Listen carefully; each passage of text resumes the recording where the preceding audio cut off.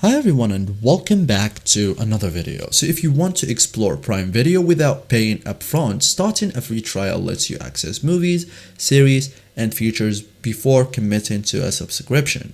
In this guide, I will show you step by step how to start a free trial on Prime Video in 2026, simple and safe. So all you have to know is free trial usually lasts 7 to 13 or 30 days, varies by region. Full access during trial and can cancel anytime. Okay, so trial means free now, paid later if not cancelled.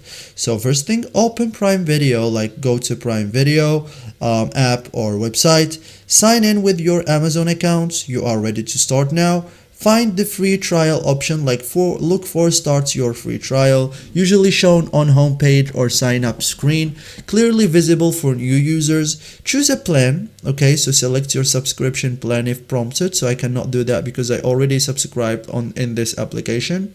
So options may vary by region. Add payments method, like enter your payments details. It's required even for free trial.